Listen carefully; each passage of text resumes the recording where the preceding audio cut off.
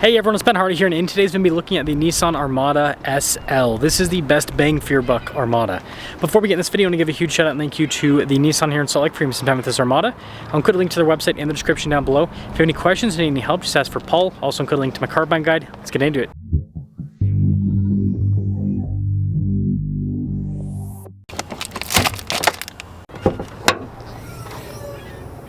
Under the hood, we have a twin-turbo 3.5-liter V6 that goes through a 9-speed, fuel economy 16 around 10, 19 on the highway, with power outputs being 425 horsepower and then 516 pound-feet of torque.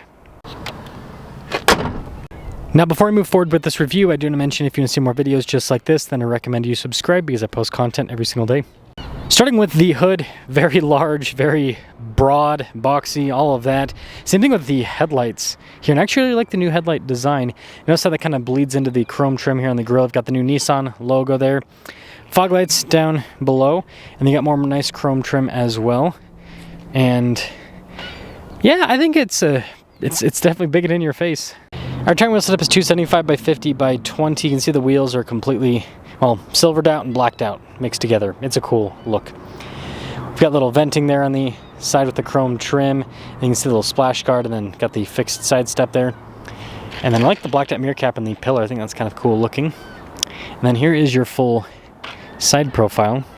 And this leads us to the key fob. We've got the Nissan logo here. We've got our lock and unlock remote start opening for the hatch as well. So we'll pop that right open. It is power. Now, the Armada is Tahoe sized, is a good way to put it. With the third row folded down, I mean, you've got plenty of storage space here in the back. And then with the third row folded up, you, again, got similar space to a Tahoe. We also have an outlet here in the back. And then the third row in this, the floor is raised a little bit, so that does get in the way of room pushing your knees up somewhat. But they do get ventilation there in the back. And of course, it's powered down as well.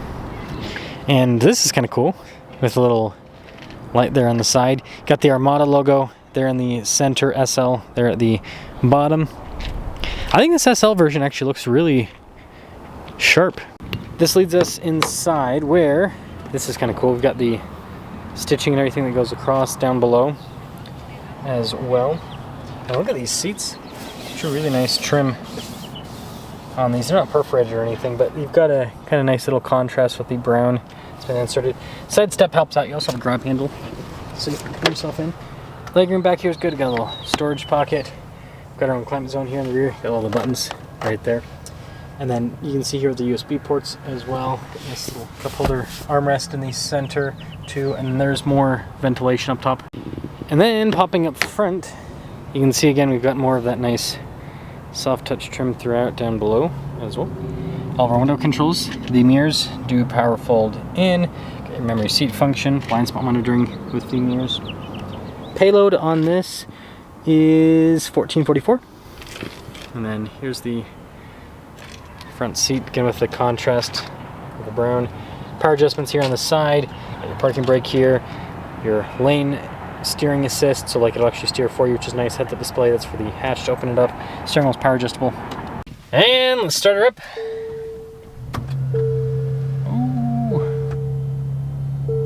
That's taking forever to load up. Ah, there we go. Still have no animation. There we go. Now it happened. Nissan logo on the steering wheel. You've got adaptive cruise control with this. We've got some controls for the center stack. Very nice finish. I'm not sure that people like piano black though anymore. I think that automakers should go for something different that stays clean, easier, doesn't scratch up so much. Paddle shifters there on the back, and the nice trim all around the steering wheel.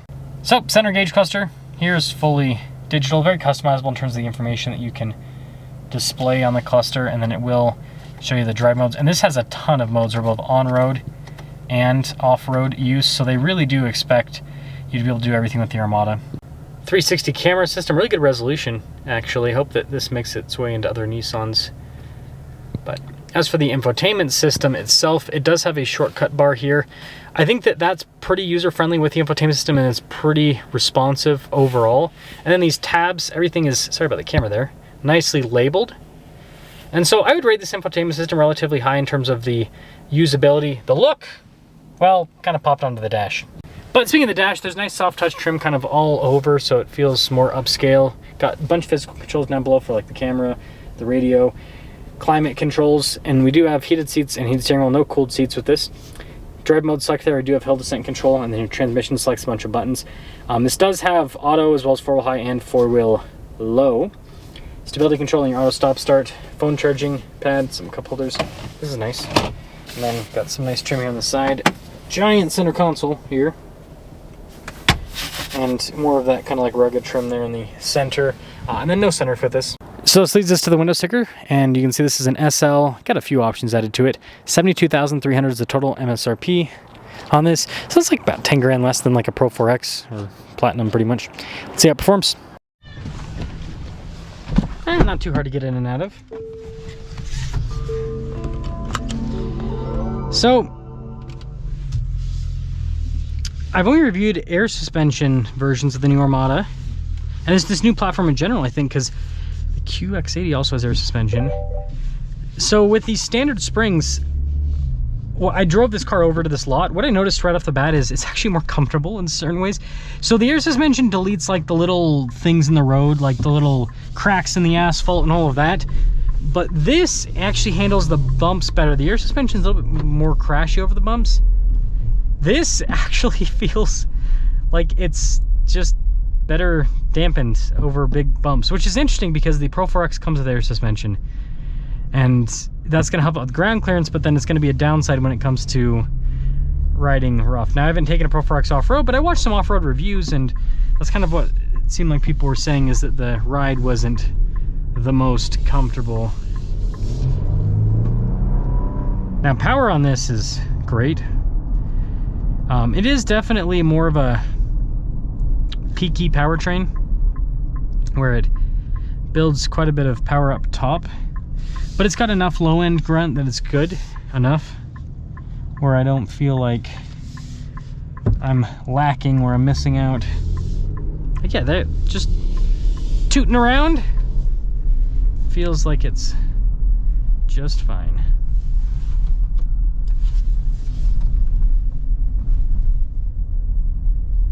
Yeah, see, that's weird. I mean, they're both like not going to be like the most buttery smooth things on the planet, but just interesting with the suspension comfort that this provides. I will say the comfort though in this is really nice. Like the seats are comfortable. I like this interior a lot. It's got kind of like a nice feeling, but then also durable feel to it as well, which is what you want with a family SUV like this that you're probably going to keep for quite some time. It kind of reminds me of the material wise, kind of reminds me of the Sequoia that my wife and I have. But no V8 in this like in our Sequoia, I guess. Yeah, it's real smooth. It's quite nice.